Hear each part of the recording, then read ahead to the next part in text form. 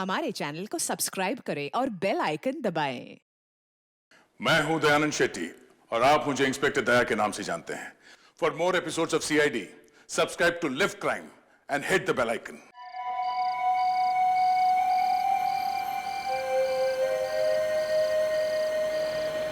यार मैं मुझे लगता है कि हम रास्ता भूल के कहीं आगे तो नहीं निकल गए हैं यार। अरे यार नक्स, मैं देखो पहले ही बोला था तो कॉल करके पूछ ले। अगर तू है कि मेरी बात मानता ही कहाँ है? आई एम वेरी श्योर कि रोहित के घर का रास्ता यही है। मैं पहले आ चुका हूँ। अरे आगे डेड एंड होगा यार, पूरी तरफ जंगल ही जंगल दिखाई दे रहा है। अब क्या करें? तू एक काम कर, ये मोबाइल ले और इसमें चेक कर जीपीएस में हम एग्जैक्टली कौन सी जगह है। हाँ? अरे नक्स, ये तो केजपाल रोड है यार। केजपाल रोड? पर रोहित के घर के जाते समय तो केजपाल रोड आती ही नहीं थी।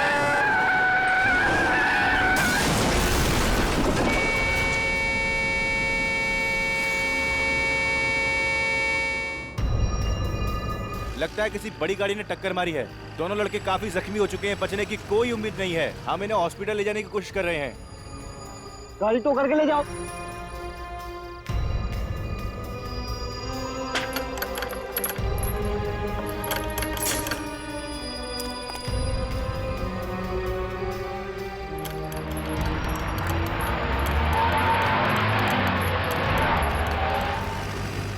ये क्या है?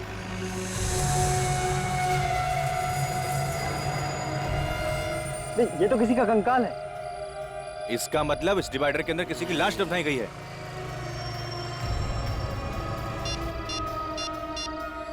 हेलो सीआईडी,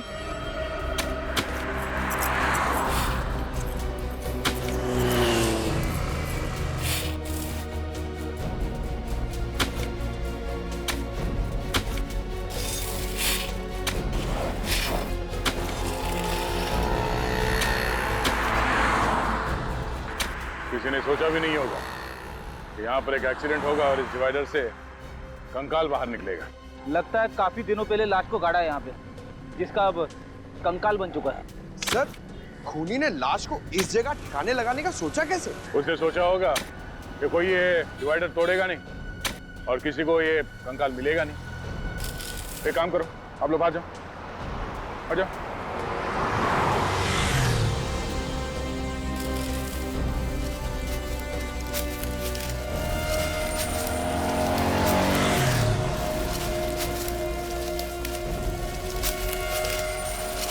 नीचे से हटो, संभाल के, संभाल के।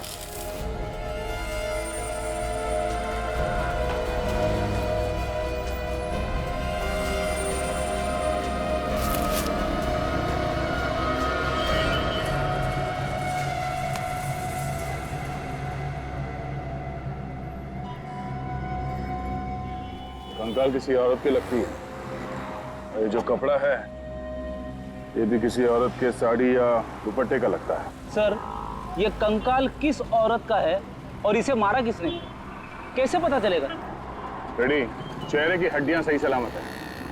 चेहरा फिर से बनाया जा सकता है। पता चल जाएगा कि औरत कौन थी और किसने मारा इसे। सर, खूनी ने इतने ओपन एरिया में इस लाश को मार के गाड़ दिया, तो किसी ने देखा क्यों नहीं? ये डिवाइडर जिसने बनाया उस कॉन्ट्रैक्टर या बिल्डर के बारे में पता करते हैं। वही बताएगा कि लाश किसने गाड़ी है यहाँ पे। अरे जल्दी करो भाई, 2 मिनट के काम को 2 घंटा तुम लोग लगा देते हो। घर पे जाना है, इंडिया ऑस्ट्रेलिया का मैच आराम से सब लोग बैठ के देखेंगे। चलो चलो जल्दी जल्दी जल्दी फटाफट करो, फटाफट गवे लौटो, रखो रखो उधर, चलो।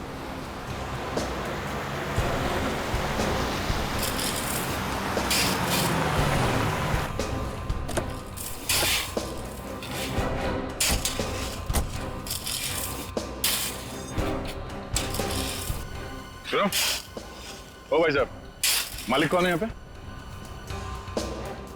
मालिक कौन है इस बिल्डिंग का?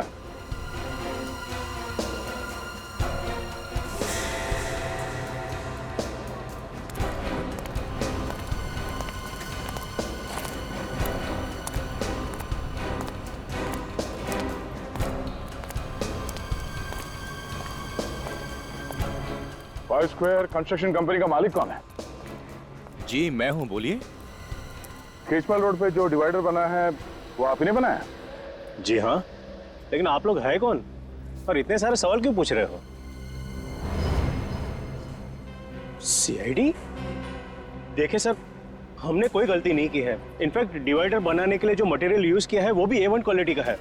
सच कह रहा हूँ, हमने कोई लापरवाही नहीं की है। कोई लापरवाही नहीं की आपने? एक औरत की लाश गाड़ी है डिवाइडर के अंदर आपने। औरत की लाश?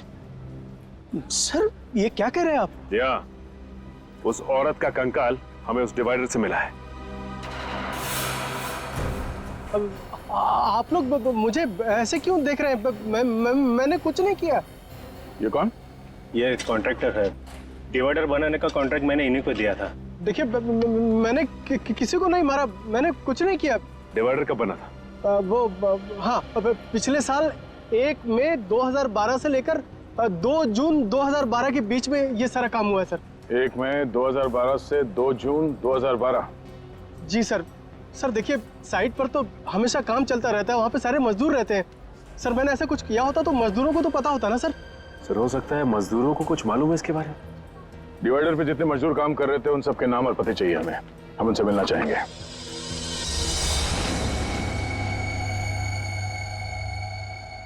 सर ये वो जगह है जहां पे हमें कंकाल मिला। ऐसा लगता है कि खूनी ने उसे मारा कहीं और है और लाश को ठिकाने लगाने के लिए वहां पे ले आया और डिवाइडर के नीचे गाड़ दिया। हाँ? और उस वक्त खेजपाल रोड पर डिवाइडर का काम चालू था, जो खूनी अच्छी तरह से जानता होगा। बस उसी का फायदा उठाकर उसने उस लाश को वहीं पे गाड़ दिया। और सर ये काम एक आदमी का तो हो नहीं सकता, और भी लोग शामिल होंगे इसमें।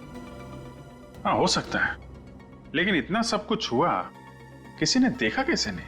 सर जो स्केलेटन हमें मिला था यहाँ खेजपाल रोड पर, ये रोड आगे जाके 2 हिस्सों में बढ़ जाती है। एक रोड जाती है ये मैरिज हॉल की तरफ और दूसरी रोड यहाँ आती है जंगल की तरफ। सर जंगल की तरफ?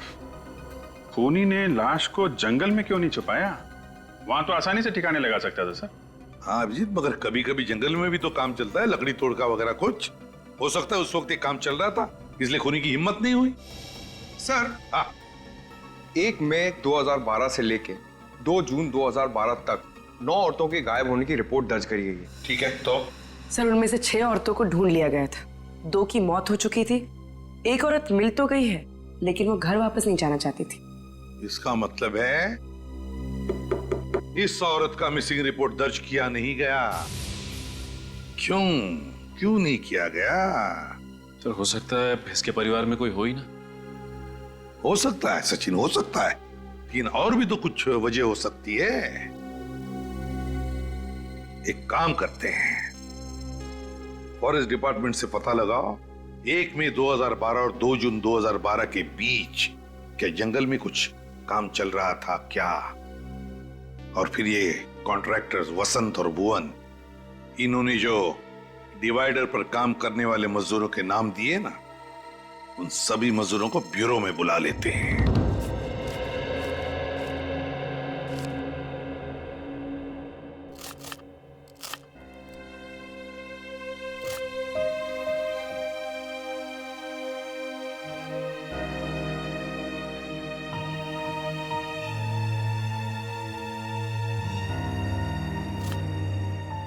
चिंता करने से क्या होगा चिंटू के बापू?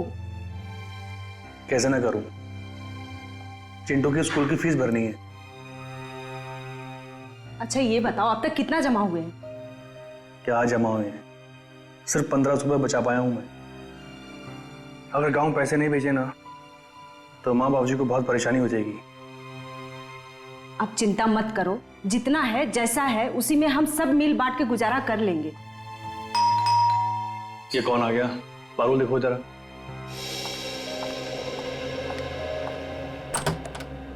भाभी नमस्ते। नमस्ते, आइए। जी भाभी। अरे सोहन, क्या चल रहा है यार? बढ़िया भाई, दैनिक मेरा एक छोटा सा काम करेगा। देख मना मत करना यार, मैं तेरा एहसान ना जिंदगी भर नहीं भूलूंगा। भाई घबराया क्यों है? क्या बात है? पारुल जरा देखो चिंटू को। बैठ पहले। देख बैठने का टाइम नहीं है, मैं ना कुछ दिनों के लिए, मतलब कुछ सप्ताह के लिए घर जा रहा हूँ। तू ये मेरा ब्रीफकेस कुछ दिनों के लिए अपने घर संभाल के रख लेगा? भाई रख लूंगा, पर इसमें है क्या? घरेलू सामान है यार। कहीं फंसवाने का सामान तो नहीं है? कैसी बात कर रहा है यार, तू मेरा दोस्त है, तुझे मुझ पे भरोसा नहीं? अरे नहीं यार, मुझे तुझ पर पूरा भरोसा है, पर तू देख किसी मुसीबत में तो नहीं तू? नहीं भाई, ऐसी कोई बात नहीं है। बस तू इसे रख ले, मैं जैसे ही लौट के आऊंगा तुझे फोन करूंगा। ठीक है भाई, अब मैं चलता हूँ। ठीक है, ध्यान से जाना।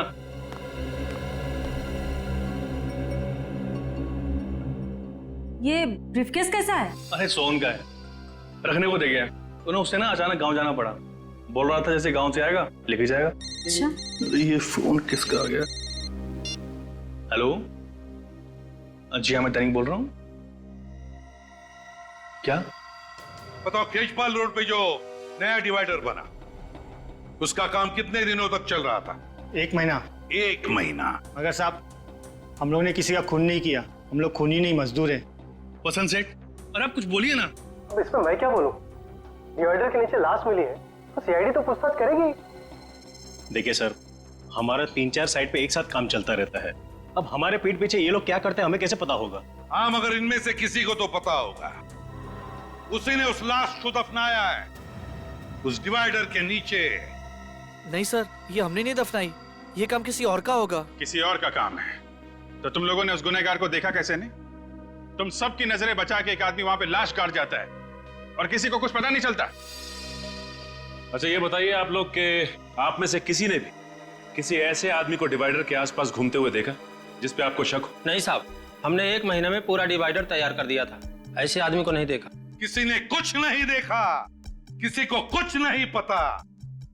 ठीक है, सब लोग जा सकते हो, लेकिन याद रखना, अगर जरूरत पड़े तो फिर से आना पड़ेगा।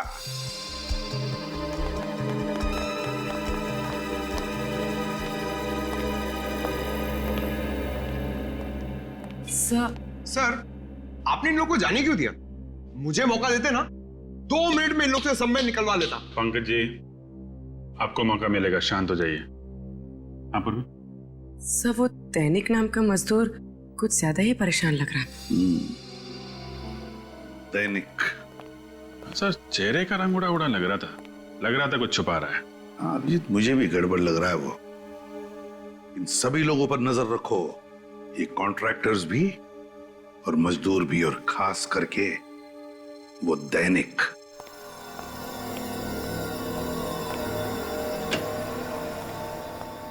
क्या हुआ साळुंखे, अब तक कुछ पता चला भी या नहीं? अरे क्या बताऊं यार, लाशों से पीछा छूटा नहीं था, ये कंकाल ला करके रख दिया मेरे लिए। दिमाग घूम गया मेरा यार। अरे डॉक्टर साहब, थोड़ा आराम कर लीजिए, क्यों इतना जोर डालने दिमाग के ऊपर? डॉक्टर तारिका है ना, वो कर लेंगी। क्यों तारिका जी? अभिजीत जी, जी तारिका जी ने और मैंने दोनों ने अपना दिमाग लगाया, तब जाकर के कुछ पता चला। ओ, तो फिर बता ना, क्या पता चला? वो यही कि बॉस, इस मरने वाली की उम्र 25 से 30 साल के बीच में है। 25 से 30 साल के बीच में? अच्छा, और मौत हुई कैसे? इसकी मौत हुई है गर्दन मरोड़ने की वजह से। गर्दन मरोड़ने की वजह से? हाँ बॉस, ये देखो, ये इसकी गर्दन की हड्डी में दरार पड़ गई। खूनी ने जैसे इसकी गर्दन मरोड़ी, इसकी हड्डी फट गई। और इतना ही नहीं, इसके बाद किसी नुकीली चीज से इसके गले पर वार भी किया गया। गर्दन मरोड़ने के बाद चाकू से वार किया है? आखिर खूनी के दिमाग में ऐसा चल क्या रहा था? हो सकता है खूनी चाहता हो कि जिंदा ना बचे, इसलिए एक बार फिर से वार किया होगा। एक बार नहीं बॉस, खूनी ने बार बार इसके गले पर वार किया है और फिर इसका गला भी काटा है। इतनी हैवानियत! ये देखो, वार की वजह से इसका ये ट्रैकिया, बोलने की नली फट गई है। इसके बावजूद इस बेचारी ने अपने आप को बचाने की पूरी कोशिश की। गला कटने के बाद खूनी ने इसके गले को बुरी तरह से नोचा भी है, और उसकी वजह से इसके गले की हड्डी में मुझे खूनी के हाथ के अंगूठे का नाखून मिला है।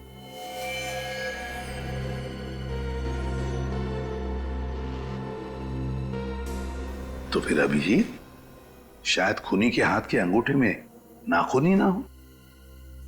डॉक्टर साहब, नाखून आदमी का है कि औरत का? डीएनए टेस्ट किया, पता चला कि ये आदमी का नाखून। सर, कहीं ये लूटपाट का केस तो नहीं? कुछ ज्वेलरी वगैरह खींची होगी, चीना जपटी में नाखून फंस गया। हाँ? मौत कब हुई होगी इसकी डॉक्टर साहब? 7 से 8 महीने पहले हुई है। 7 से 8 महीने पहले? यार फिर साळुंखे, इसका चेहरा ही बना दे। चेहरा बना चुका हूं बॉस। ग्रेट, तो फिर दिखा। हाँ दिखाता हूं।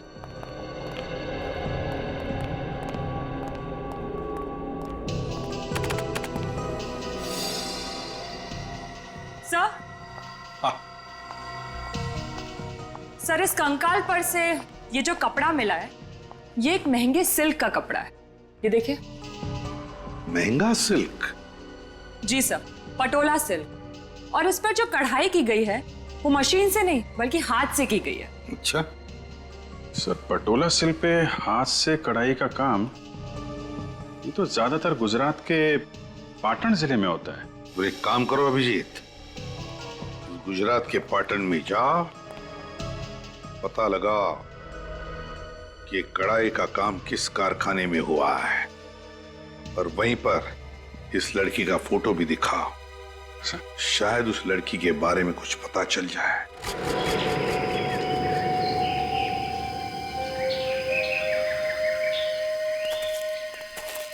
सर, खेजपाल रोड पर अगर किसी का मर्डर हुआ है तो इसे हमें क्या लेना देना?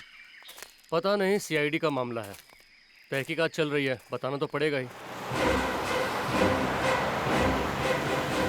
1 मई 2012 से लेकर 2 जून 2012 तक के सारे रिपोर्ट्स रेडी हैं? जी सर, रेडी है। Very good.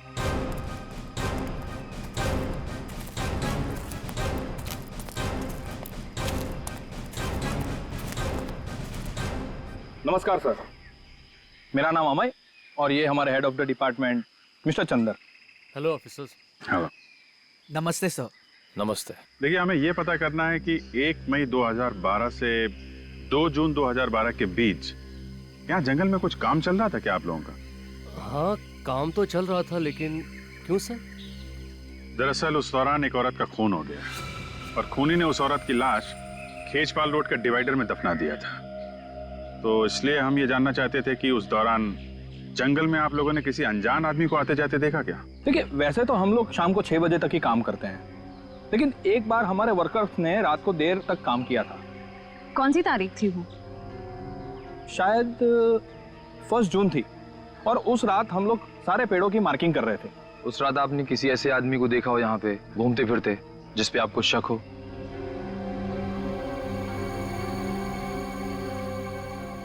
हाँ सर, याद आया, मैंने देखा था एक आदमी को। आपने देखा था? सर, उस रात तो मैं मरते मरते बचा था सर। क्यों, ऐसा क्या हुआ था? सर, उस रात मैं अपने मजदूरों के साथ जंगल में ही था। सारे पेड़ों की मार्किंग हो चुकी थी और हम वहां से निकलने की तैयारी कर रहे थे।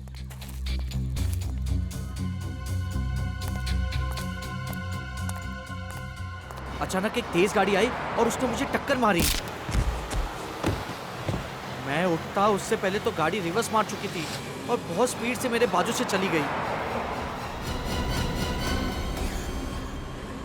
और वो अपनी गाड़ी लेके भाग गया। कितने बजे की बात है ये? लगभग 9 साढ़े 9 बजे होंगे। मतलब वो खूनी ही था, यहाँ पे लाश ठिकाने लगाने आया था, जंगल में काम चलता देख वापस भाग गया और खेजपाल रोड के डिवाइडर में लाश गाड़ दी। ये डिवाइडर वाले मजदूर को छुपा रहे हैं।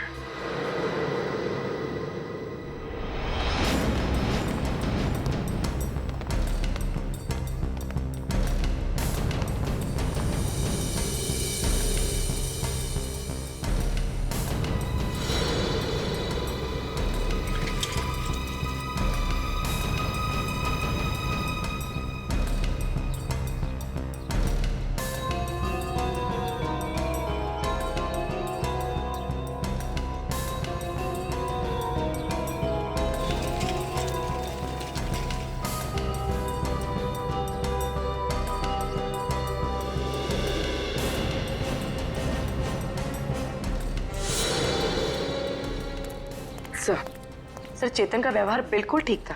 लगता नहीं उसने कुछ गलत किया होगा। यहाँ भी सब ठीक है। सारे मजदूरों के व्यवहार में कोई फर्क नहीं पड़ा। हाँ सर, जिस तरह से वो पहले काम पे जाते थे अभी भी बिल्कुल उसी तरह से काम पे जा रहे हैं। देख के नहीं लगता कि किसी बात को लेकर परेशान है। परेशान इसलिए नहीं है क्योंकि उन लोगों ने कुछ गलत नहीं किया है, मगर ये दैनिक इसकी हरकतें कुछ गड़बड़ लग रही है। मैंने कितनी बार आपको टोका है कि सोहन अच्छा आदमी नहीं है, लेकिन आप मेरी बात मानो तो ना, डाल दिया ना उसने आपको मुसीबत में। तुम घबराओ मत, मैंने इस मुसीबत से निकलने का तरीका ढूंढ लिया है। लेकिन ये सूटकेस लेकर के कहाँ जा रहे हो आप? कहीं कहीं से आप सीआईडी वालों को देने तो नहीं जा रहे हो? देखो ऐसी गलती मत करना, क्योंकि इसमें तुम ही फंस जाओगे। तुमने मुझे पागल समझा है? तो ये सूटकेस मैं सीआईडी को देने जाऊंगा? ये ब्रीफ के साथ में लिए हुए हैं। घबराया हुआ क्यों लग रहा है क्या इस बैग में?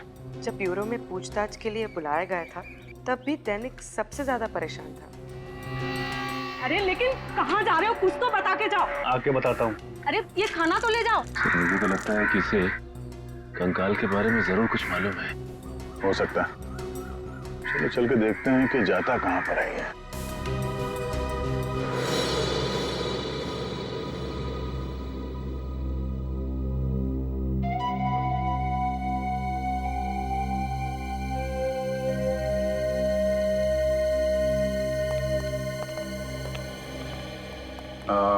मालिक कहाँ है?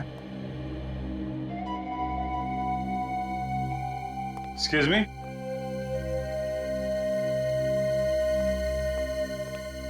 आप मालिक हैं यहाँ के? जी हाँ सर।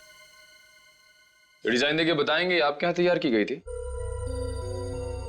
सर डिजाइन के बारे में तो नहीं बता सकते, इस तरीके का मटेरियल सिर्फ हम ही लोग यूज करते हैं सर। सरला बहन जरा ये देख के बताइए। जी सर, ये हमारे यहाँ का डिजाइन है और पिछले साल इस डिजाइन की हमने 2 साड़ियाँ तैयार की थी।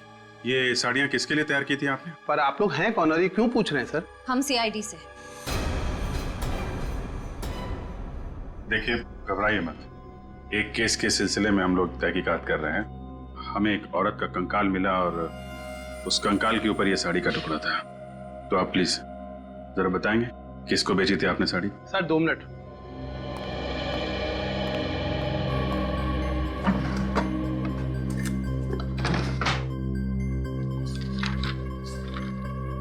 सर ये 2 लोग हैं, एक जिग्नेश भाई हैं, ये बहुत बड़े बिजनेसमैन हैं सर। इन्होंने ये साड़ी अपनी पत्नी के लिए 1 जनवरी 2012 में बनवाई थी। और दूसरी है तानिया जी, ये मुंबई से हैं। इनकी डिलीवरी डेट है 25 मई 2012 सर। तानिया जी मुंबई से? ये हमारी बहुत पुरानी कस्टमर है सर। मुझे लगा उनकी शादी हो गई है और वो परदेश चली गई होंगी सर।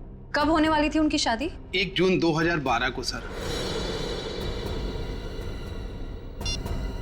तानिया जी ऐसी दिखती थी? हाँ सर यही है। ये तानिया जी का एड्रेस और फोन नंबर तो होगा ही आपके पास?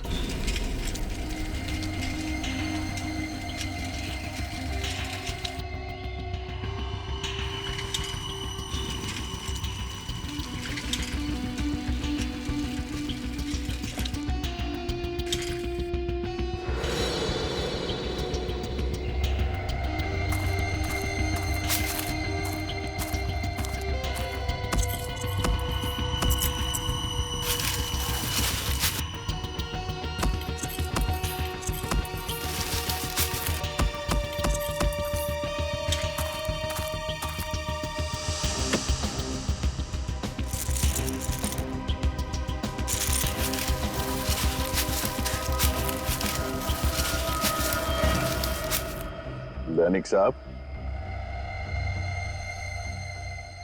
क्यों जुर्म कर रहे हो? हा? वैसे ही सोना इतना महंगा हो गया है और तुम उसे मिट्टी में गाड़ रहे हो। नहीं सर, मैं तो बस गाड़ने की तो इसकी पुरानी आदत है सर। पहले इसने उस औरत को मार के उस डिवाइडर में गाड़ दिया और अब यहाँ पे ये सोना गाड़ रहा है। हा? नहीं सर, मैंने किसी को नहीं गाड़ा साहब। आप मुझ पर इल्जाम लगा रहे हैं साहब। हम इल्जाम लगा रहे हैं पर हमने जो देखा वो झूठ है। हा? मैंने कुछ नहीं किया साहब, मैंने कुछ नहीं किया साहब, मैंने कुछ नहीं किया साहब। तानिया को जानते हो? साहब मैं नहीं जानता साहब तानिया कौन है। सर इसमें बहुत ही महंगे रत्न जड़े हुए, किसी दुल्हन के लगते। बोल दैनिक, किसके गहने हैं ये? साहब मैं नहीं जानता साहब। तो जरूर तूने चोरी की है या फिर खून किया होगा। नहीं सर, नहीं साहब, मैंने किसी को नहीं मारा साहब, और नहीं मैंने चोरी की साहब। मैं तो सिर्फ साहब अपने आप को बचाना चाहता है साहब।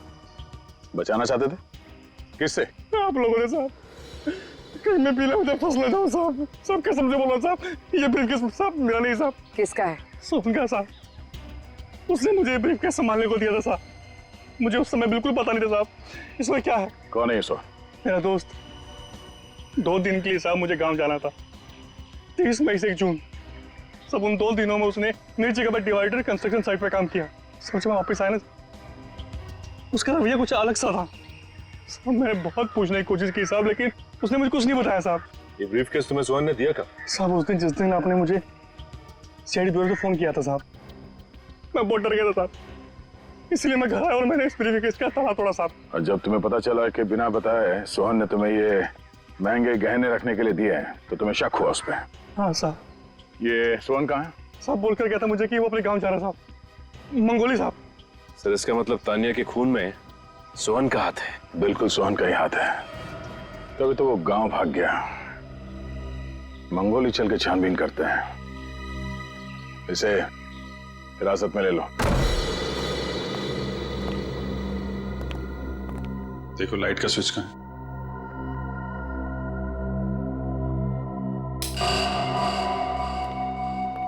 घर तो बहुत अच्छी तरीके से सजा के रखा है, जैसे शादी ब्याह में सजाते हैं, लेकिन फूल मुरझा गए। सर लगता है ये सारी सजावट तानिया की शादी के लिए की गई थी। सर 1 जून 2012 के बाद लगता नहीं है इस घर में कोई आया है। शादी के दिन ही बेचारी का खून हो गया क्या? मगर सर तानिया के गायब होने की रिपोर्ट किसी ने लिखवाई क्यों नहीं? पड़ोसी कह रहे थे कि वो यहाँ अकेली रहती थी, शायद उसकी फैमिली में भी कोई नहीं होगा सर। घर को अच्छी तरीके से चेक करो, देखो कुछ काम का मिलता है क्या? सर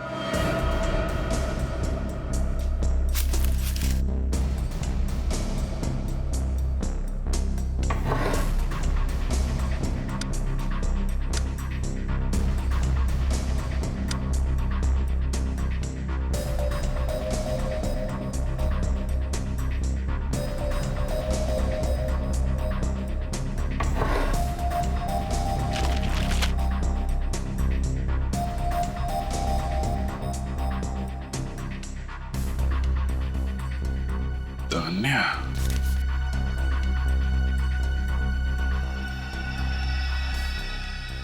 सर कुछ मिला क्या? हाँ सर, तानिया की शादी का कार्ड। हाँ, तान्या वेट्स मानिक, 1 जून 2012, Shubhangi banquet hall, Khechpal road. Sir मतलब आपका शक सही निकला, तानिया जी शादी के लिए मैरिज हॉल निकली, लेकिन रास्ते में किसी ने उनका खून कर दिया। तान्या वेट्स मानिक, इस मानिक को ब्यूरो में बुलवाओ, वही बताएगा 1 जून 2012 को क्या हुआ था तान्या के साथ।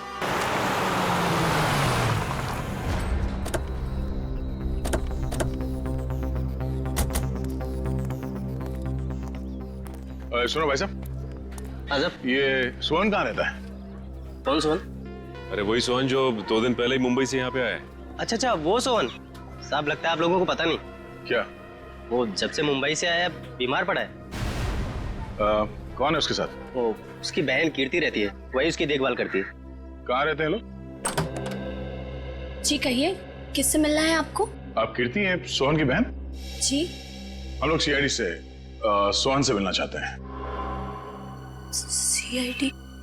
देखिए डरने की कोई जरूरत नहीं है, हम उनसे कुछ जरूरी बात करना चाहते हैं।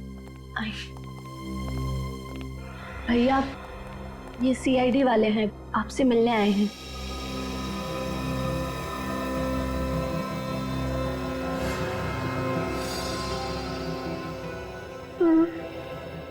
आप लोग भैया से क्या पूछना चाहते हैं? दरअसल ये तो अब बोल भी नहीं पा रहे। क्या हुआ? गांव के डॉक्टर का कहना है कि इन्हें किसी जहरीले कीड़े ने काटा है। कब हुआ ये हादसा? ठीक उसी दिन जिस दिन भैया शहर से यहाँ लौटे थे। यहाँ लौटते ही वो खेत में किसी से मिलने गए और आने के बाद उन्हें बुखार आ गया। बस तभी से भैया ना बोल पा रहे और ना चल पा रहे। और गांव के डॉक्टर का कहना है कि भैया आप कभी नहीं बोल पाएंगे। सर लेकिन मेरे भैया ने किया क्या है? इन्होंने 1 जून 2012 की रात खेचपाल रोड पर तानिया का खून करने में किसी की मदद की थी। कभी किसी आदमी के बारे में बताया इन्होंने आपको? नहीं सर, इन्होंने कुछ नहीं बताया। बस इनके चेहरे पर एक अजीब सा डर लगा रहता था।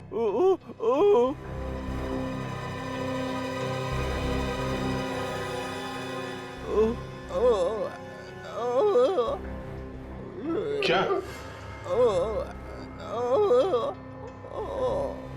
सर ये अपनी अपनी बहन की तरफ इशारा कर रहा है।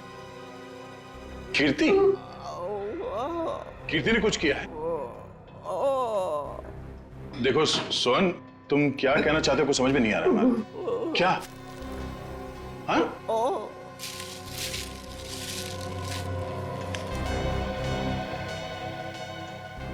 खून?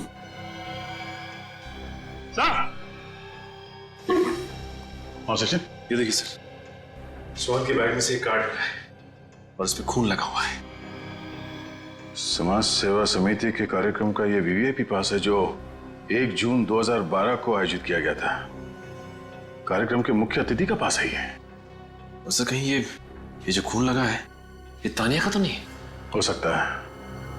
अगर ये वीवीआईपी पास सोहन के बैग में था, इसका मतलब ये जरूर उस चीफ गेस्ट को जानता था। और ये पास उसने किसी खास वजह से संभाल के रखा था अपने पास। एक काम करते हैं, जिन लोगों ने इस कार्यक्रम का आयोजन किया है उनसे जाके मिलते हैं। वहीं से पता चल जाएगा कार्ड पे लगे इस खून का राज।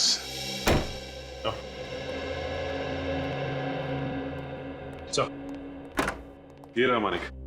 हाँ मानिक, मानिक ये फोटो देखो, क्या पहचानते हो इसे? ये तो तानिया सर, इससे मेरी शादी होने वाली थी सर। हाँ, तानिया ही है। मेरा मतलब है तानिया ही थी। जहां पर तुम्हारी शादी होने वाली थी, बस बिल्कुल वहीं से कुछ ही दूरी पर हमें तानिया का ये कंकाल मिला।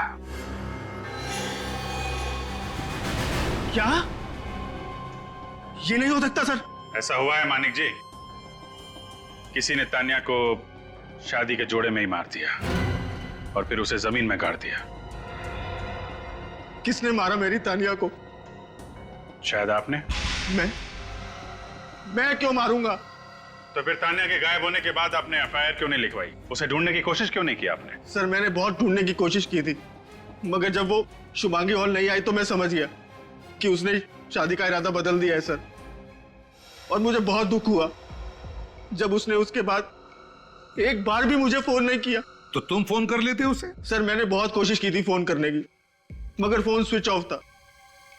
तो मुझे पता था कि उसके कुछ रिश्तेदार हमारी शादी के खिलाफ थे सर तानिया बहुत डरती थी उनसे और हमेशा कहती थी कि उसके रिश्तेदार बहुत खतरनाक और बहुत पावरफुल लोग हैं। जब वो मंडप नहीं पहुंची तो मेरे परिवार वाले भी बहुत गुस्सा हो गए और मैं समझ गया सर कि उसने अपने रिश्तेदारों के डर से ही मुझे धोखा दे दिया। है कौन ये रिश्तेदार? कभी तानिया ने उनका नाम बताया तुम्हें? नहीं सर, उनसे कभी उसने मिलने ही नहीं दिया। तानिया के माता पिता से क्यों नहीं बात की तुमने? तानिया के माँ बाप नहीं है सर। तानिया से आखिरी बार कब बात हुई थी आपकी उस दिन? ये कोई 8:30 बजे सर, जब वो ब्यूटी पार्लर से मैरिज हॉल के लिए निकली थी।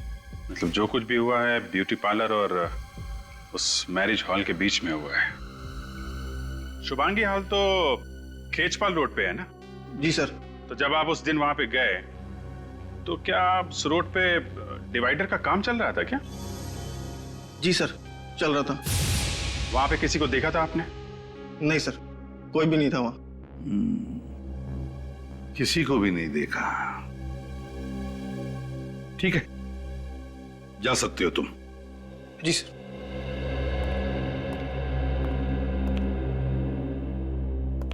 रिश्तेदार है कौन ये तानिया का रिश्तेदार जिससे तानिया इतना डरती थी?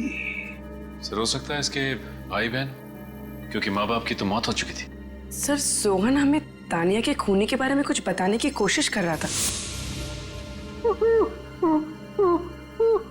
वो बार बार अपना अंगूठा दिखा रहा था और अपनी बहन कीर्ति की ओर इशारा कर रहा था। पता लगाओ इस तानिया का कोई भाई है क्या?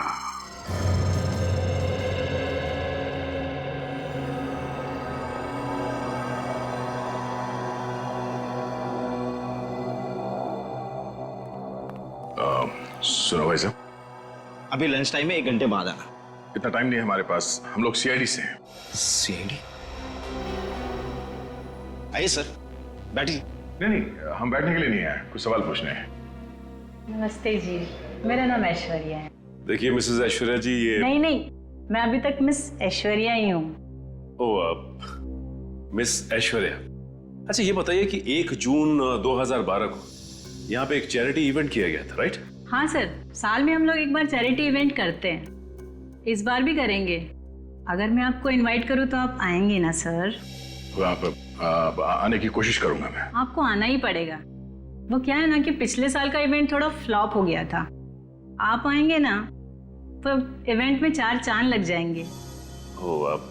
वैसे ऐश्वर्या जी, ये इवेंट आपका फ्लॉप कैसे हो गया था? उस इवेंट के चीफ गेस्ट इवेंट में नहीं आए। रात 11 बजे तक सभी लोग उनका वेट करते रहे, बाद में नाराज होकर वापस लौट गए। तो आप लोगों ने पता नहीं किया कि वो क्यों नहीं आए? हमें बाद में पता चला कि उनको रास्ते में चोट आ गई थी और उनको डॉक्टर के पास भी जाना पड़ा था। यही था ना वो कार्यक्रम? हाँ, यही था। Thank you. चीफ गेस्ट से मिलना पड़ेगा।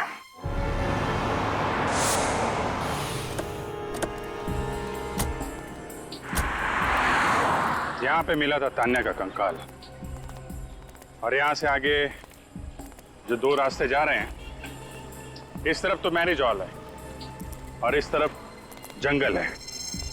उन्हीं ने तान्या की लाश जंगल में गाड़ने की कोशिश की थी, लेकिन वहां पे काम चल रहा था, इसलिए वापस यहाँ पर आया और यहाँ डिवाइडर में उसे गाड़ दिया। हाँ सर, शादी का जोड़ा पहनकर तानिया ब्यूटी पार्लर से निकली होगी।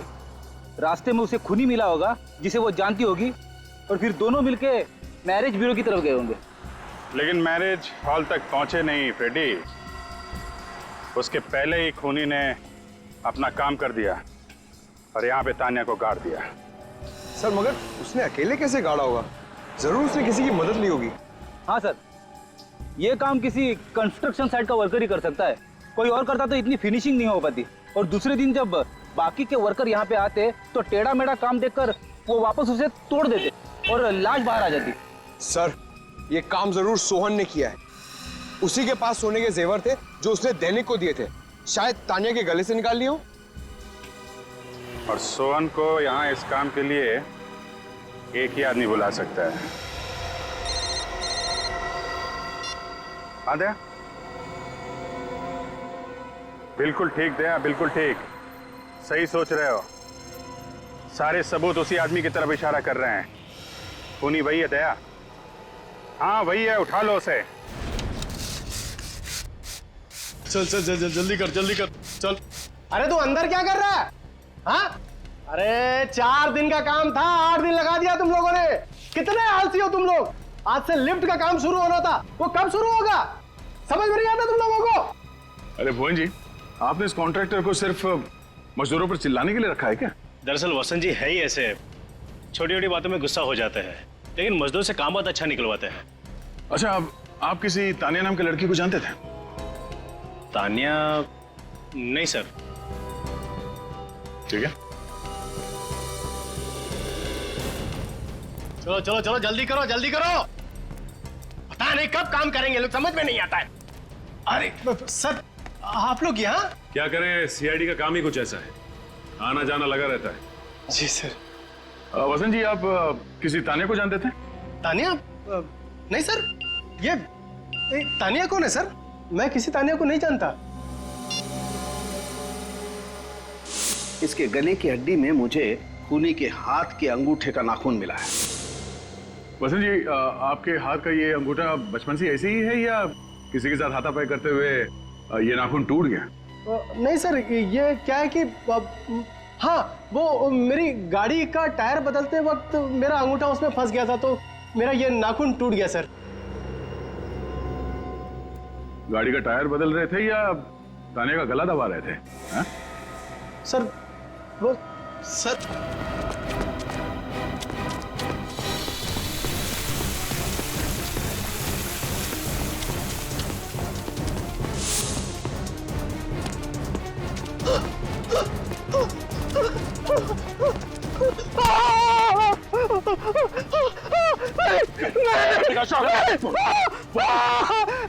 देखूंगा ऊपर से फिर क्यों मारा तानिया को? सर मुझे कुछ नहीं मालूम सर, मैं कुछ नहीं जानता सर। इसने क्या नहीं सर।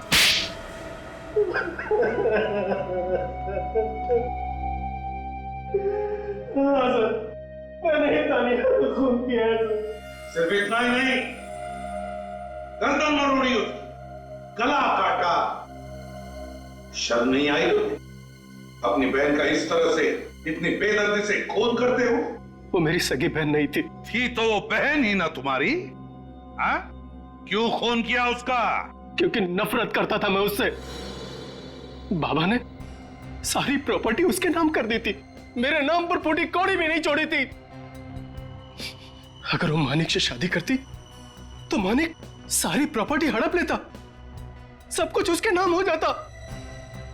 इसीलिए मैंने तानिया को बुलाया। मैं चाहता था कि वो कागजात पर साइन कर दे,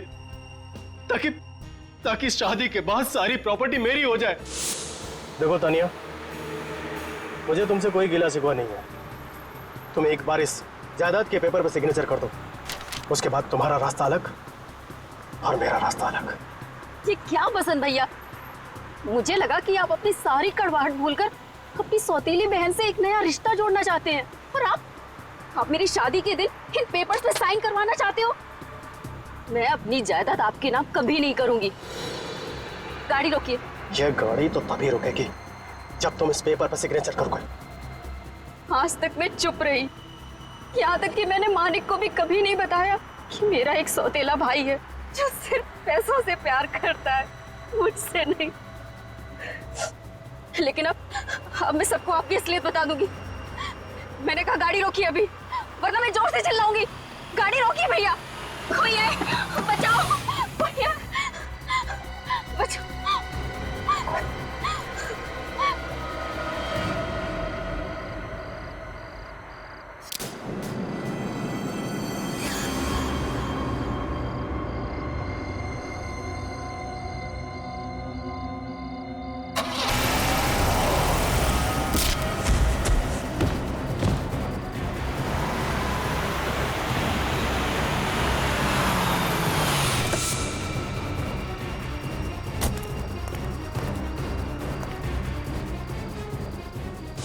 हाँ सोहन, साइड पे आ जा।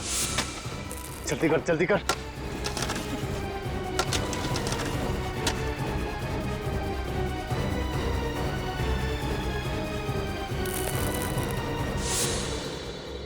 लेकिन तुमने सपने में भी नहीं सोचा होगा कि उस रास्ते पे एक दिन एक्सीडेंट होगा, डिवाइडर टूटेगा और तुम्हारा गुनाह सामने आ जाएगा। क्यों हमला किया सोहन पे तुमने? क्योंकि एक वही था जो मेरा राज जानता था। फिर भी पकड़े तो तुम गए ही, हैं? पकड़े तो गए। क्या लगता है तुम्हें, जिस जायदाद के लिए तुमने अपनी बहन का इतनी बेरहमी से खून किया, क्या वो जायदाद तुम्हें मिल जाएगी? नहीं, अदालत तुम्हें फांसी ही देगी, फांसी।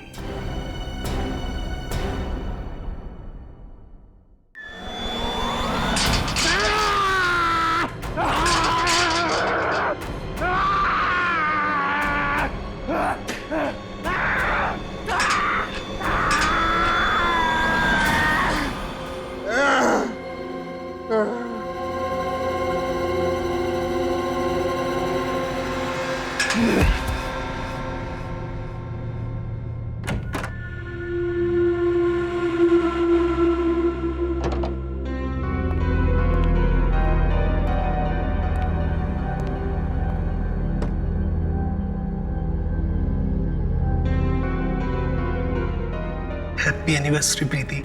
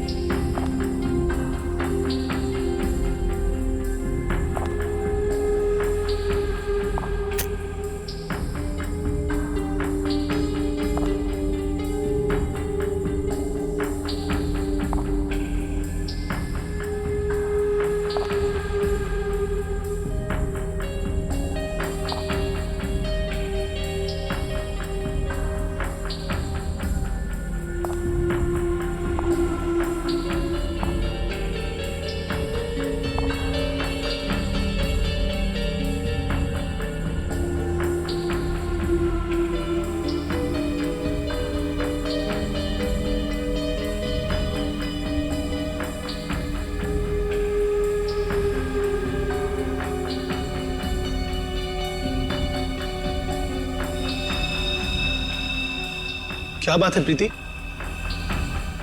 तुम ठीक तो हो ना?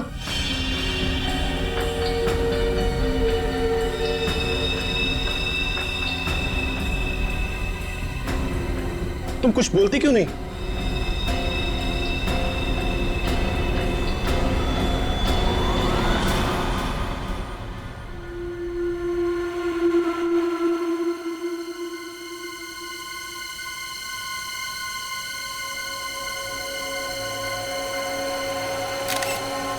तीन, चार, पाँच, छह, सात 7 बार चाकू से घुपा गया इस विशाल को। एक पत्नी अपने पति को इतनी बेरहमी से मारेगी, वो भी शादी के सालगिरह के दिन, यकीन ही नहीं हो रहा है। हाँ सर, इसकी लाश को देखकर लग रहा है इसकी पत्नी बहुत नफरत करती होगी इससे।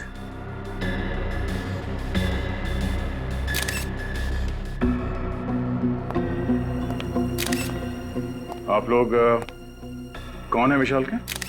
हम लोग दोस्त हैं सर। दोस्त? कब से जानते हो तुम विशाल और प्रीति को? सर हम उन्हें कॉलेज टाइम से जानते हैं सर।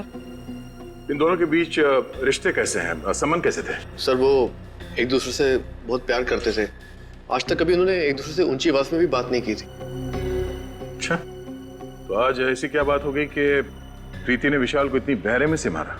कुछ समझ में नहीं आ रहा है सर, प्रीति ऐसा कैसे कर सकती है? सर विशाल आज सुबह बहुत खुश था।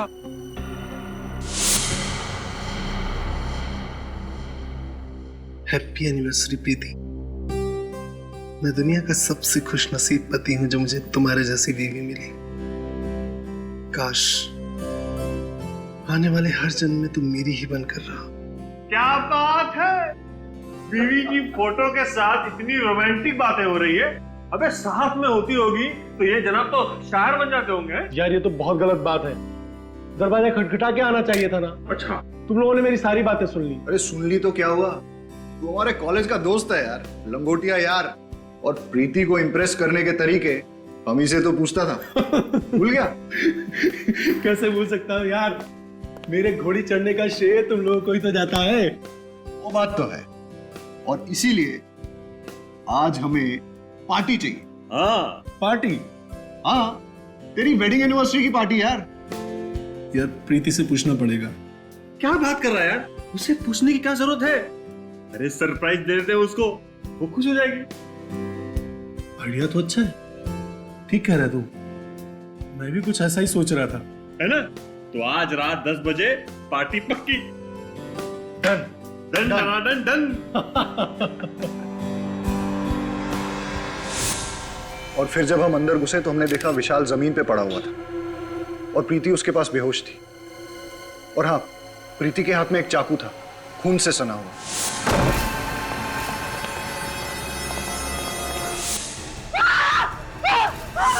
अच्छा, विशाल ने पिछले कुछ दिनों में प्रीति के बर्ताव के बारे में कुछ कहा कि वो किसी बात को लेकर टेंशन में थी या विशाल से किसी कारण वो परेशान थी? नहीं सर, विशाल ने कभी ऐसा कुछ नहीं कहा। हाँ सर, लेकिन वो ये कह रहा था कि आजकल वो प्रीति को टाइम नहीं दे पा रहा था। एक्चुअली काम में बहुत बिजी था। आखिरी बार आपने कब बात की प्रीति से? आज शाम को ही बात की थी मैंने उससे, वो बहुत खुश थी। सर, प्रीति, प्रीति, प्रीति, क्या हुआ था यहाँ पे? प्रीति, तुम ठीक हो? हमारी आवाज सुनाई दे रही है तुम्हें? सर लगता है सदमे में है। सर कहीं ये एक्टिंग तो नहीं कर रही है सदमा लगने की? श्रेय, काम करो, इसे ब्यूरो लेके चलो। विनीत, आसपास लोगों से पता करो कि प्रीति और विशाल के बीच में संबंध कैसे थे। अफेड़ी, इनके दोस्तों का नाम और एड्रेस ले लो और इनसे बोलना कि जब तक ये केस सॉल्व नहीं हो जाता कोई भी शहर छोड़ के बाहर नहीं जाएगा। सर ये प्रीति तो कुछ बोलने को तैयार ही नहीं। लगता है अपने पति की मौत का गहरा सदमा लगा उसे। सदमा कैसा सर? इसने अपने ही हाथों से अपने पति विशाल का खून किया है। हाँ सचिन, पर कुछ तो है जो इसे बाकी के खूनियों से अलग करता है। विशाल के खून के बाद इसने भागने की कोशिश नहीं की और ना ही कोई बहाना बनाया। विशाल की मौत के बाद से लेके अब तक इसकी जुबान से एक शब्द तक नहीं निकला। पानी का एक घूंट तक नहीं पिया इसने। पता नहीं इसके दिमाग में क्या चल रहा है। क्या बात है भाई, बड़ी टेंशन में तुम लोग? टेंशन की बात है सर। क्यों टेंशन क्या है? ये केस तो बड़ा आसान था यार। खूनी अपने आप पकड़ा गया, भाग दौड़ करने की जरूरत ही नहीं पड़ी तुमको। सर, जब तक खूनी अपना गुनाह मान न ले, हम चैन की सांस नहीं ले सकते। और ये प्रीति, ये तो कुछ बोलने को तैयार नहीं है। बहरहाल भाई, प्रीति कुछ बोले या ना बोले, लेकिन मैं आप लोगों को एक बात बोलता हूँ, प्रीति के दिल में अपने हस्बैंड के लिए सख्त नफरत थी। नफरत? पर सर, इनके दोस्तों ने तो कहा कि ये लोग एक दूसरे से बहुत प्यार करते थे। लव मैरिज थी इनकी। लव मैरिज थी या अरेंज मैरिज थी मुझे नहीं मालूम, लेकिन विशाल के शरीर पर जो चाकुओं के घाव हैं, उससे साफ पता लगता है कि प्रीति के दिल में विशाल के लिए सख्त नफरत थी। जगह जगह पर चाकू से वार किए गए। मुझे तो लगता है कि विशाल के मर जाने के बाद भी प्रीति उसे चाकू मारती रही। इतनी नफरत? प्रीति, तुमने विशाल का खून क्यों किया? हाँ? क्या वो तुम्हें मारता पीटता था, दहेज के लिए परेशान करता था, या किसी और से प्यार करता था? बताओ प्रीति, तुम्हें जवाब देना होगा। ऐसी क्या बात थी जिसकी वजह से तुम उससे इतना नफरत करती थी? नफरत नहीं, प्यार करती थी मैं विशाल से, और अब भी करती हूँ। विशाल की मौत के बाद जो खोया वो आप लोग नहीं समझो, और वैसे भी विशाल की जाने के बाद मेरी जिंदगी का कोई मतलब नहीं। अगर तुम इतना प्यार करते थे विशाल से, तो फिर उसे मारा क्यों? क्या फायदा? वैसे भी आप लोग सीआईडी वाले मेरी बात का कहाँ विश्वास करेंगे? विश्वास करना है या नहीं, वो हम पे छोड़ दो। पहले बताओ कि तुमने विशाल को क्यों मारा? मुझे नहीं पता उस दिन क्या हुआ। मुझे विशाल पर बहुत गुस्सा आया और मैंने बिना सोचे समझो से मार डाला। कोई किसी को बेवजह 7-7 बार चाकू नहीं मारता प्रीति। मैंने कहा था आप लोग मेरी बात का भरोसा नहीं करेंगे, और वैसे भी मुझे कुछ नहीं कहना। चढ़ा दीजिए मुझे फांसी पर, मुझे नहीं जीना। चढ़ा दीजिए मुझे फांसी पर, मैं विशाल के बिना नहीं जी सकती। दया, मुझे लगता है इस लड़की के साथ कुछ प्रॉब्लम है। कैसी प्रॉब्लम सर? यार वो तो समझ में नहीं आ रहा है, लेकिन मुझे लगता है कत्ल करते वक्त इस लड़की का दिमाग इसके काबू में नहीं था। सर, कत्ल करते वक्त तो किसी भी खूनी का दिमाग काबू में नहीं रहता। मुझे तो लगता है ये लड़की झूठ बोल रही है।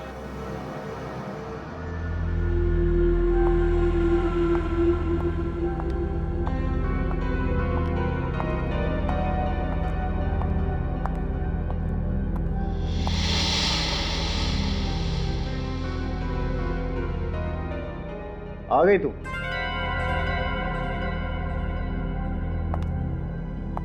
फोन भी नहीं उठा रही। मुक्ता कहां रह गई थी तू? कब से इंतजार कर रहा हूं। क्या हुआ? सब ठीक तो है ना? ओ, समझ गया। लगता है इस बार तुमने फिर से क्रेडिट कार्ड की लिमिट एक्सीड कर दी है ना? डोंट वरी, मैं कमाता किसके लिए हूं यार? तुम्हारे लिए। अभी बहुत लेट हो रहे हैं, चलते हैं, ठीक है?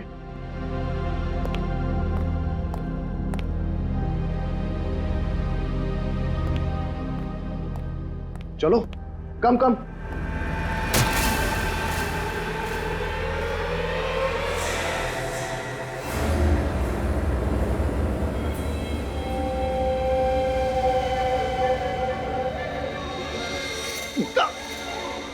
ये क्या किया तुमने? क्या कर रही हो ये?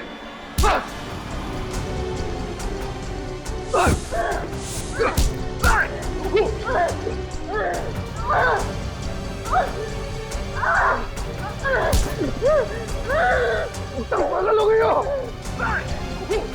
आवाज छोड़ो मुझे, बचाओ, सिक्योरिटी।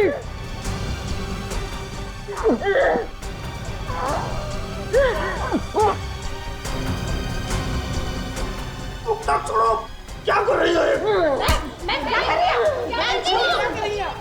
अरे छोड़िए, आप क्या कर रही हैं? अरे छोड़िए मैडम। ठीक तो है ना सर? मुक्ता, ये क्या कर रही हो? पागल हो गई हो? होश में आओ।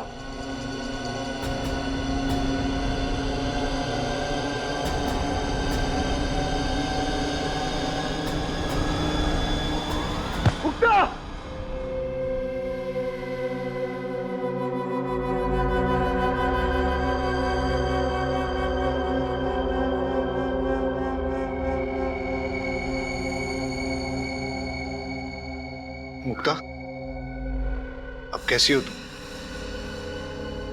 मुझे माफ कर दो चेतन। पता नहीं मुझे क्या हो गया था जो मैंने तुम्हारे साथ ऐसा बर्ताव किया। इतनी चोट पहुंचाई है मैंने तुम्हें। अरे कोई चोट नहीं आई मुझे। देखो देखो, एकदम हट्टा कट्टा हूं मैं। हाँ, लेकिन मुक्ता आपने ऐसा किया क्यों? आपको ऐसे अचानक गुस्सा आने की वजह? मैं तो खुद हैरान हूँ, मुझे कभी गुस्सा आता ही नहीं है सर। और फिर बेवजह इतना ज्यादा गुस्सा कैसे आ गया मुझे कुछ समझ में नहीं आ रहा। मुक्ता ठीक कह रही है सर, मैंने इसे आज तक किसी से ऊंची आवाज में बात करते हुए नहीं देखा। गुस्सा होना तो बहुत दूर की बात है।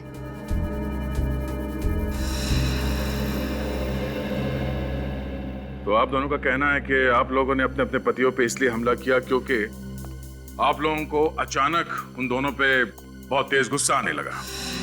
फिर हैरानी की बात यह है कि आप दोनों के पास कोई ठोस वजह नहीं थी उनसे गुस्सा होने की, राइट?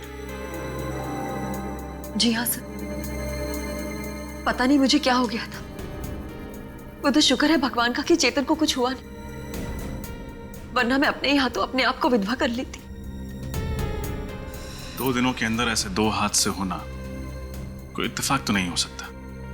जरूर कोई बड़ा कारण है इसके पीछे जो इस वक्त हमें दिख नहीं रहा। और इस बात के तह तक पहुंचने के लिए हमारा ये जानना बहुत जरूरी है कि उस दिन आप लोगों ने क्या क्या किया था।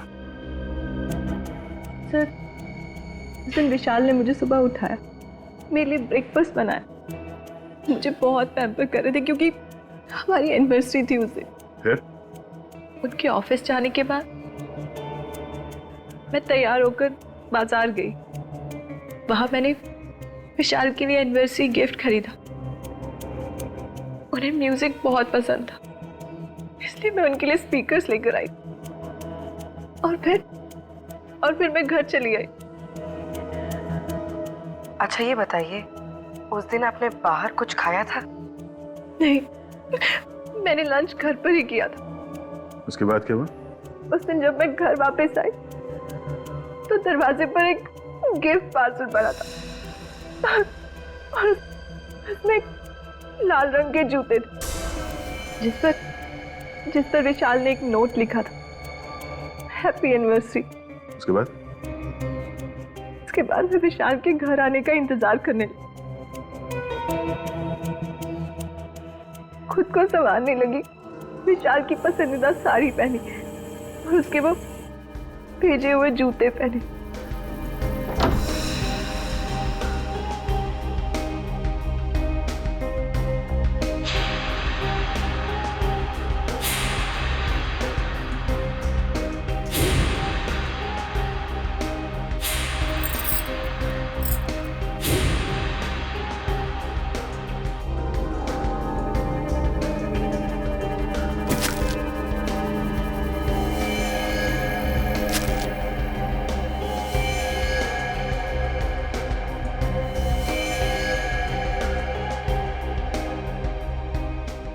और जब वो घर लौटे तो मैं और मुक्ता जी, आपने क्या किया था उस दिन? सुबह होते ही मैं और चेतन घर से निकल पड़े। वो अपने ऑफिस चले गए और मैं अपने बैंक का काम खत्म करके मार्केट में ही घूमने लगी। फिर मैं एक जूते की दुकान में गई। ये बिल्कुल नया स्टॉक है मैम, आपको जरूर पसंद आएगा। ये है तो बहुत प्यारे, लेकिन क्या आपके पास इनमें लाल कलर है? नहीं मुक्ता जी, लाल कलर के जूते आउट ऑफ स्टॉक है। भाई साहब, मैं पार्टीज में ना सिर्फ लाल कलर पहनती हूँ, मंगा दीजिए ना। अरे क्यों नहीं मुक्ता जी, आपके लिए क्यों नहीं मंगवाऊंगा। मुझे शाम तक का वक्त दीजिए, मैं लाल कलर का जूता आपके घर पे भिजवा दूंगा। ठीक है, लेकिन 4 बजे तक भिजवा दीजिएगा, ओके? वही जूते पहन के मैं चेतन के ऑफिस गई और फिर ऑफिस। अच्छा ये बताइए कि आपने बाहर कुछ खाया पिया था क्या? जी हाँ, मैंने और चेतन ने लंच बाहर ही किया था। पूर्वी, इन दोनों को अंदर ले जाओ। आई।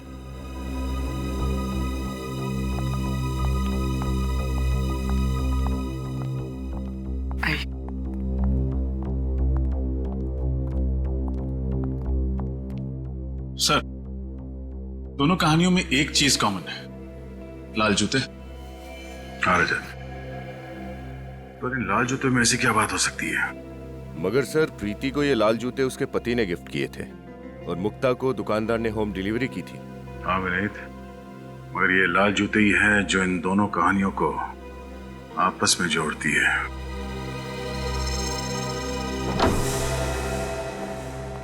घर की अच्छी तरह से तलाशी लो, देखो लाल जूते कहीं मिलते हैं क्या।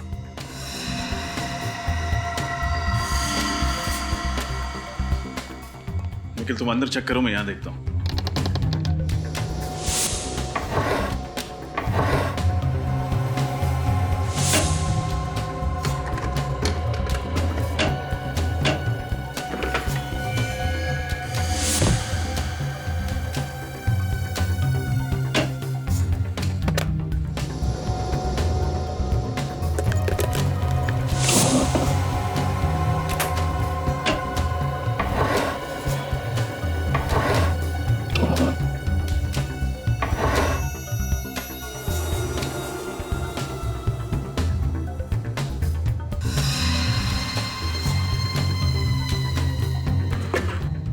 यहाँ तो कोई लाल कलर की लेडीज शू नहीं है।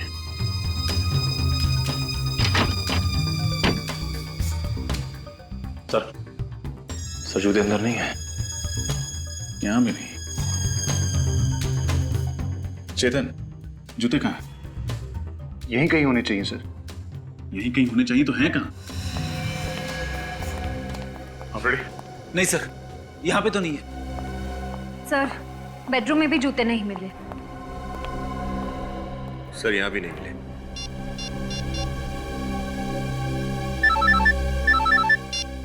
हाँ बोलो। हमने मुक्ता के घर को अच्छी तरह छान लिया, जूते नहीं मिले। इसका मतलब साफ है कि गड़बड़ उन जूतों में ही है, इसलिए हमारे पहुंचने से पहले खूनी ने वो जूते गायब कर दिए। ये लाल जूते गए तो कहाँ गए? सर, ये केतु है, मुक्ता जी के घर यही गया था जूते देने। सर मुझे कुछ नहीं मालूम सर, मैं तो सिर्फ जूते देकर वापस आ गया था सर। थोड़ा याद करके बता, जब तुम मुक्ता को उसके जूते देने जा रहे थे तो रास्ते में कुछ हुआ? शायद तुमने थोड़ी देर के लिए जूतों को लवारिस छोड़ दिया, या फिर किसी ने उन्हें बदल दिया, कुछ अलग, कुछ अजीब, कुछ भी।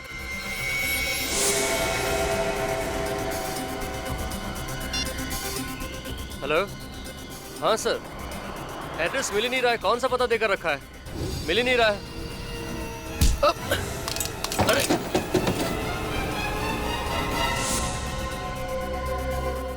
सर, इसका मतलब जो आदमी केतु से टकराया उसने जूते बदल दिए? हो सकता है पंकज, और अगर जल्दी ही उन खूनी जूतों का राज पता नहीं चला तो शायद कुछ और पति मारे जाएंगे अपनी पत्नियों के हाथों।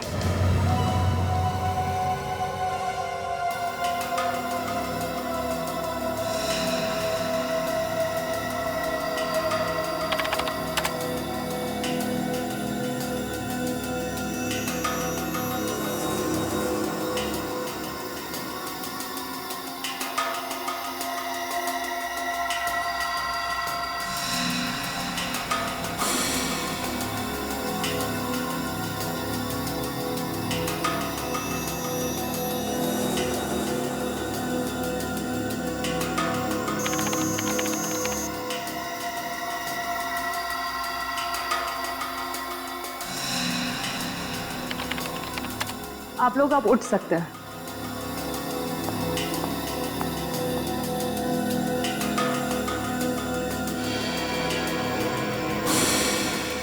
ओ, ये चक्कर है। क्या चक्कर है डॉक्टर साहब? अभिजीत, मुझे खूनी का पता लग गया है। कौन है सर?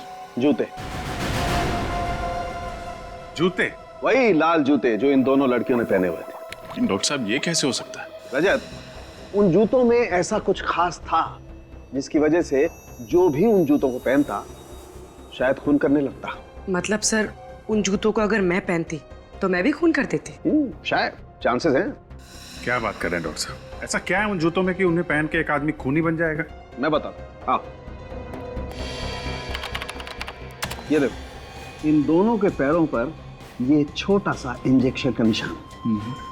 इसका मतलब ये है कि इंजेक्शन के जरिए कोई ऐसा केमिकल इनके शरीर के अंदर गया है जिसकी वजह से इन लोगों ने ऐसा वायलेंट रिएक्ट किया है। और ये इंजेक्शन इन्हें तब लगा जब इन दोनों ने वो लाल जूते पहने थे। अगर जूतों में इंजेक्शन था तो हमें महसूस क्यों नहीं हुआ?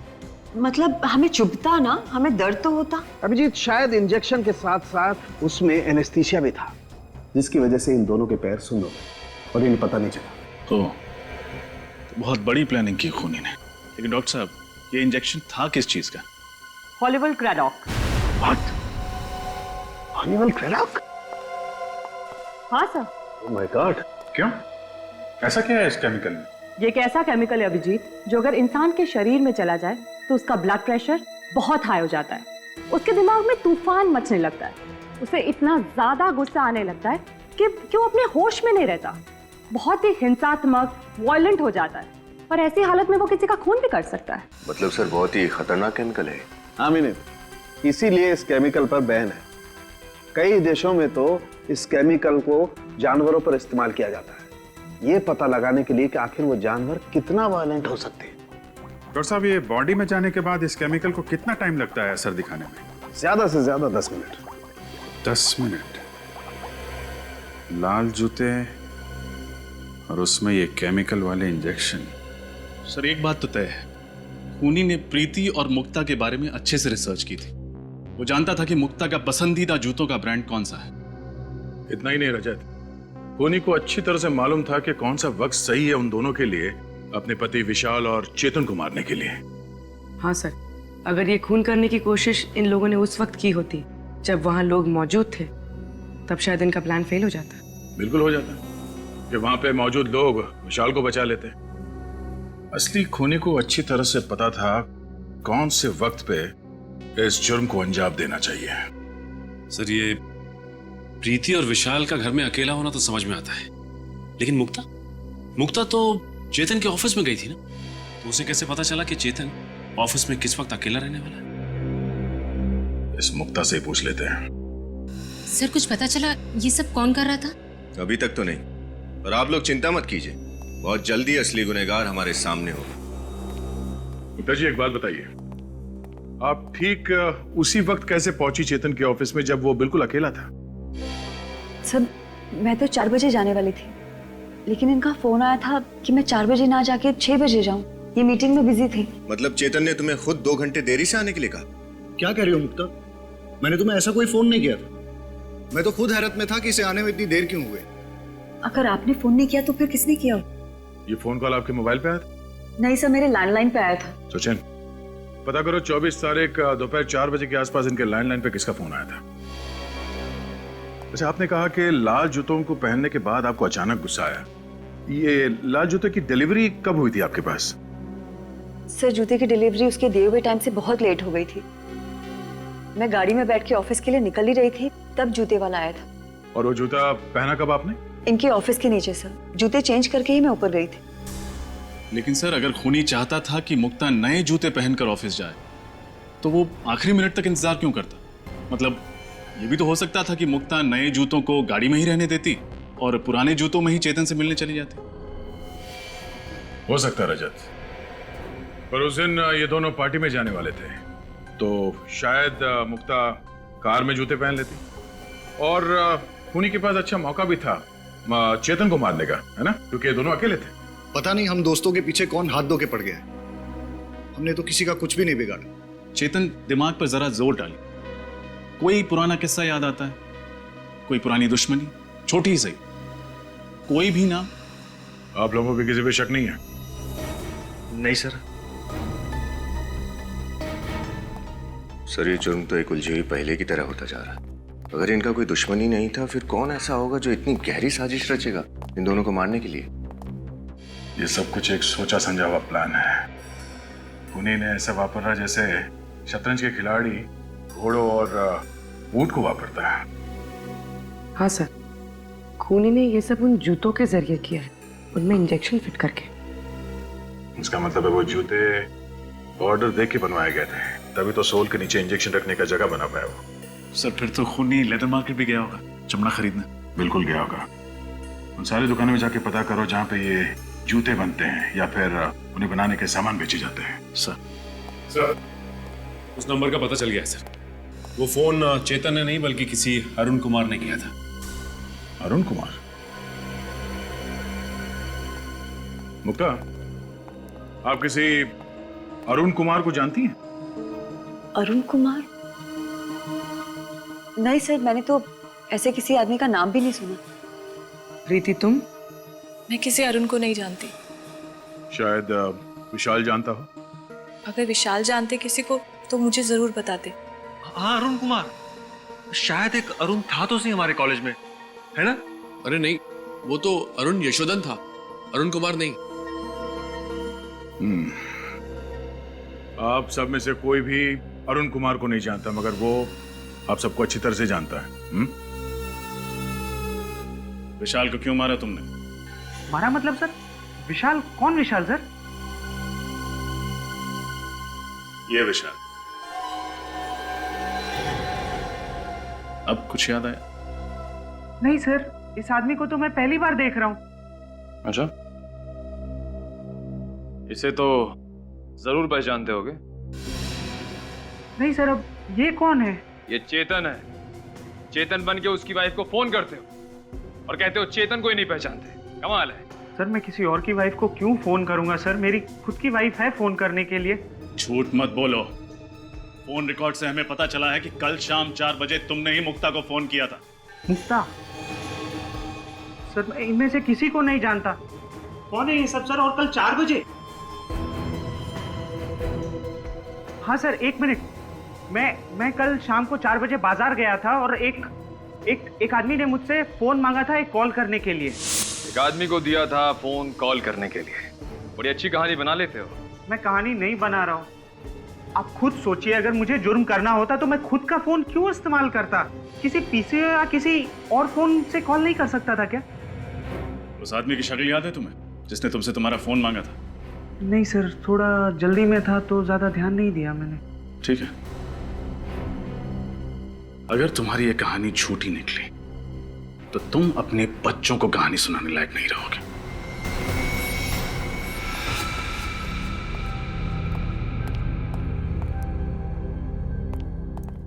क्या हुआ पीयूष? तूने हम लोगों को अचानक क्यों बुला लिया? मुझे तुम लोगों से जरूरी बात करनी है। हाँ बोलना। मुझे लगता है वो वापस आ गया है। व्हाट? पागल तो नहीं हो क्या तुम? अरे यार मैं ठीक कह रहा हूँ। विशाल ऊपर पहुंच गया, चेतन मरते मरते बचा। इससे पहले कि हम दोनों का टिकट कट जाए, हमें सब कुछ सीआईडी को बता देना चाहिए। दिमाग तो नहीं खराब हो गया तेरा? अगर सीआईडी को इस बात की भनक भी लग गई ना तो तू सोच नहीं सकता वो हम लोगों का क्या हाल करेंगे। अरे यार जो होगा देखा जाएगा। यूं बेमौत मरने से तो अच्छा ही है ना। देख, अगर तूने सीआईडी को बताने की बात भी की ना तो वो वापस आया हो या ना आया हो, मैं तुझे जरूर मार डालूंगा। अरे मुझे बचा ले यार। मैं पागल हो रहा हूँ, पागल। मेरा दिमाग फट रहा है, दिमाग। मैं मरना नहीं चाहता, मैं मरना नहीं चाहता, मैं जीना चाहता हूँ, मैं जीना चाहता हूँ। पीयूष, तू घबरा मत, कुछ नहीं होगा हम लोगों को, सब ठीक हो जाएगा। डोंट वरी, हम तेरे साथ हैं ना। मैं मरना नहीं चाहता हूँ, मैं जीना चाहता हूँ। मैं मरना नहीं चाहता, मैं मरना नहीं चाहता। Please help me. काम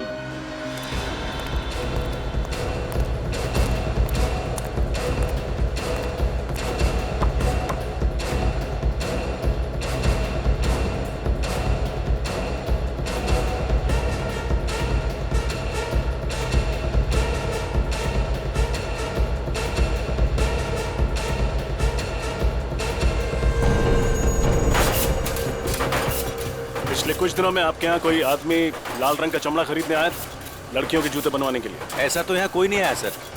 सर आया था, मैनेजर साहब से मिला था। काफी कम लेदर चाहिए था उसे, वो भी लाल रंग का ही चाहिए था साहब। कौन था वो? चेहरा याद है उसका? मुझे तो नहीं साहब, मैनेजर साहब को याद होगा। ये मैनेजर कहाँ? बुलाओ जरा उसे। मैनेजर साहब छुट्टी पे गए हैं। छुट्टी पे गया?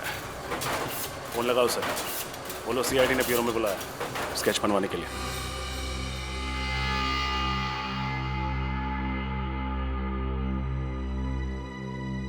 पांडुरंग दगड़ू सराफ। अरे पूर्वी, अरे पूर्वी, अरे तो यार। अरे पूर्वी, अरे वेरी गुड, तुमने तो कमाल कर दिया भाई। Thank you very much, thank you very much, तुम कमाल हो यार। अरे सालों के साहब, ऐसी क्या बात हो गई जो खुशी से आपकी छाती फूल गई? यार तुम्हें पता नहीं, वो पूर्वी ने मुझे सलाह दी थी ना वो लेटर लिखने की। अरे भाई मैंने अपनी गर्लफ्रेंड को एक अच्छा सा लेटर लिखा, फूलों का गुलदस्ता भिजवाया और बस उसको गुस्सा तो गायब। क्या बात सर, ये तो बहुत ही अच्छी बात है, मुबारक हो सर। अरे भाई रहने दो, अपनी मुबारकबाद आप अपने पास रखिए, पहले भी झेल चुका हूँ यार मैं तुम्हें। अरे सर, गिफ्ट में कैंची दी आपने और गलती मेरी। यार ऐसे वक्त पे कैंची की याद दिलाना जरूरी है क्या यार? मैंने कहा था ना सर कि आपका लिखा हुआ खत पढ़ के वो खुश हो जाएगी। वेरी गुड पूरी, तुम कमाल हो। आइंदा से इस मामले में कोई टिप्स लेनी होगी ना बेटा, मैं सीधा तुम्हारे पास आऊंगा। यस डॉक्टर साहब, पूर्वी से क्यों, आप तो ये तारिका से भी ले सकते हैं और उसके लिए आपको यहाँ ब्यूरो में आने की जरूरत भी नहीं पड़ेगी। नहीं दया, तुम समझते नहीं हो यार, तारिका की इस मामले में जरा पसंद कमजोर है यार। डॉक्टर साहब, अभिजीत के बारे में अगर कुछ कहना है तो मेरे सामने तो प्लीज आप। अच्छा, बुरा लगा ना, बुरा लगा, कोई बात नहीं है यार, मैं भी अपना वक्त बर्बाद नहीं करना चाहता ये डिस्कस करके यार। अरे मेरे पास टाइम नहीं है, मुझे फेशियल कराने जाना है यार। सर, फेशियल और आप? क्यों, मैं फेशियल क्यों नहीं है? नहीं, बिल्कुल सर, करना चाहिए आपको, फेशियल करना चाहिए। हाँ, और आज तो जरूर करना चाहिए यार। बिल्कुल। यू नो डेटिंग है, डिनर पे जा रहा हूँ गर्लफ्रेंड के साथ यार। बहुत अच्छी बात है सर, उम्मीद करते हैं कि जब तक आप दोनों का डिनर खत्म हो जाता है तब तक हम लोग ये केस सॉल्व कर देंगे। यस यस, ऑफ कोर्स तुम केस सॉल्व करो, मैं डिनर सॉल्व करता हूँ। बाय पूर्वी, बाय। सर डॉक्टर साड़ू की भी कमाल क्या, उम्र 55 की, दिल बचपन का। अरे उनके सामने मत बोल देना, जीना हराम कर देंगे तुम्हारा। सर, स्केच तैयार हो गया। गुड, देखे जरा। ओह, तो ये है वो चैंपियन। अब इस चैंपियन का अच्छा वक्त शुरू होगा।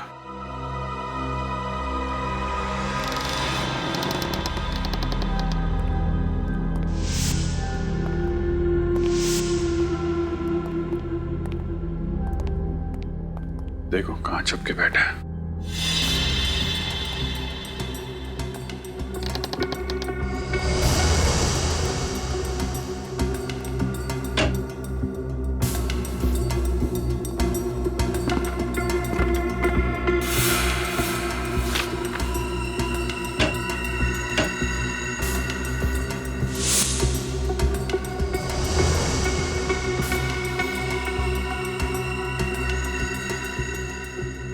किसकी फोटो है?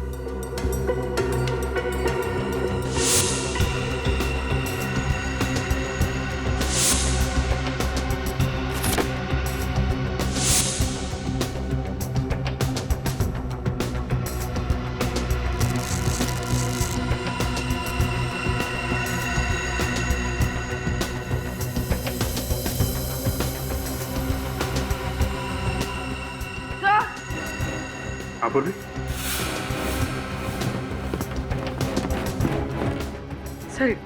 सर यहाँ पर ये नीडल्स और सिरिंजेस मिली है। सर ये वो केमिकल जो जूतों में इस्तेमाल किया गया था, और सर ये जेल जो पैरों को सुन्न करने के लिए जूतों में डाला गया था। सर यहाँ पर ये लाल जूते भी हैं और सर ये इंजेक्शन।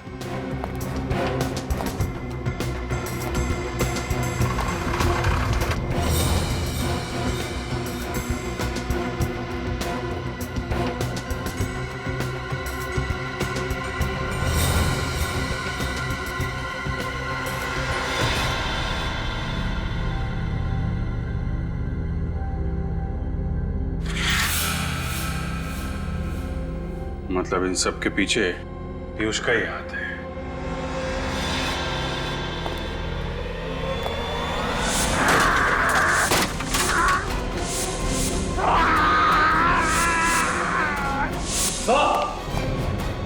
पूर्वी, सब कुछ उठा लो। Vineet,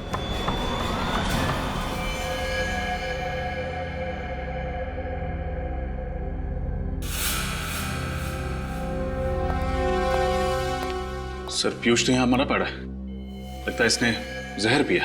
My God। सर हमें तो लग रहा था यही सबको मार रहा है, फिर इस पीयूष को किसने मार दिया? इसका मतलब इसके साथ कोई और आदमी भी मिला हुआ था क्या? सर ये देखिए, इसके जेब में से ये चिट्ठी है सर। क्या लिखा? मैंने ही विशाल का खून करवाया और चेतन पर हमला भी करवाया। नफरत करता था मैं अपने दोस्तों से। कॉलेज के दिनों से चेतन, विशाल, धीरज मुझे परेशान करते थे और बिजनेस पार्टनर बन जाने के बाद भी मुझे मेरा हक नहीं देते थे। इसलिए गुस्से में आकर मैंने उनसे बदला लेने की ठानी। मगर सीआईडी को मेरे बारे में पता चल गया, इसलिए मैं अपनी जान दे रहा हूं। पीयूष, अजीब बात है सर। जब गुनहगार को पता होता है कि एक ना एक दिन वो पकड़ा ही जाएगा, फिर गुनाह करता ही क्यों है? और इसने तो सीआईडी के डर से खुदकुशी कर ली। बात कुछ हजम नहीं हो रही है विनीत। ये आदमी अपने दोस्तों से बदला लेना चाहता था। इतनी लंबी प्लानिंग की उसने बदला लेने के लिए, और अभी इसका बदला पूरा भी नहीं हुआ। डर के मारे आत्महत्या करेगा क्या? सर, इसके हाथ और पैर पर ये निशान देखिए। रस्सी के बांधने का निशान। पीयूष को बांध के रखा था? लगता तो है सर, लेकिन जब ये ब्यूरो आया था तब तो कोई निशान नहीं था। और ये निशान काफी गहरे हैं। लगता है काफी दिनों से बांध कर रखा गया था इसे। पीयूष को बांध के भी रखा गया था और पीयूष ब्यूरो में भी। अब कुछ समझ में आ रहा है। डॉक्टर साहब, मैं ठीक तो हो जाऊंगा ना? तुम बिल्कुल फिक्र मत करो। तुम जैसे पहले थे ठीक वैसे हो जाओगे। अब मैं इंजेक्शन लगा रहा हूं, तुम पलट जाओ।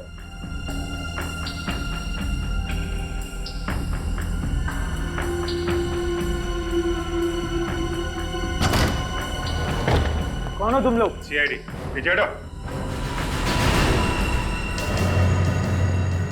चेहरा बदलवाया जा रहा है? चेहरा चाहे पीयूष का हो या अमित का, अंजाम तो फांसी ही है। ये क्या बकवास कर रहे हैं आप लोग? ऐसी कोई बात नहीं है। जाने दीजिए मुझे। कहाँ जा रहे हो? चेहरा नहीं बदलवाओगे?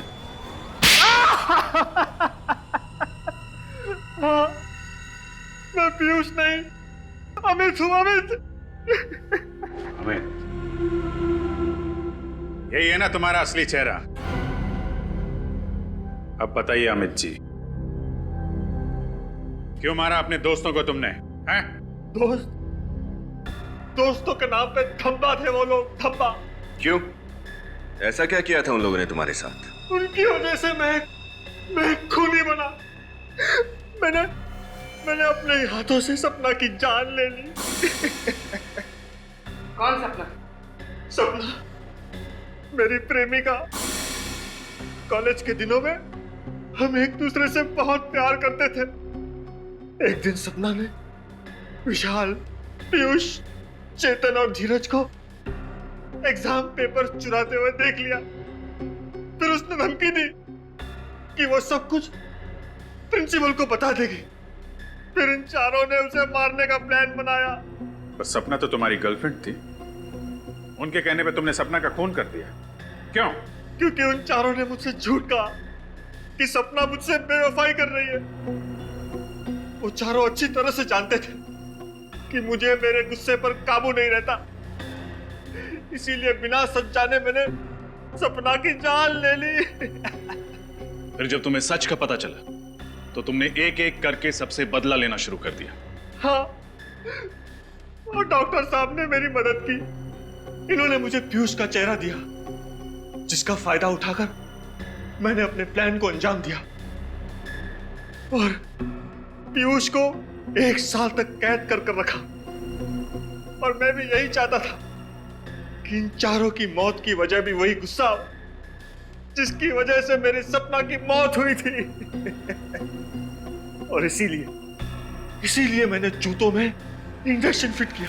प्लान तो अच्छा बनाया था तुमने, लेकिन एक गलती कर दी। पीयूष के मोबाइल से आखिरी कॉल डॉक्टर साहब को कर दिया। सपना का खून किया तुमने। पश्चाताप के आंसू बहाने के बजाय अपने दोस्तों को भी मारा। तुम्हें तो फांसी ही होगी। और डॉक्टर साहब, आप पैसों की लालच में बिक गए।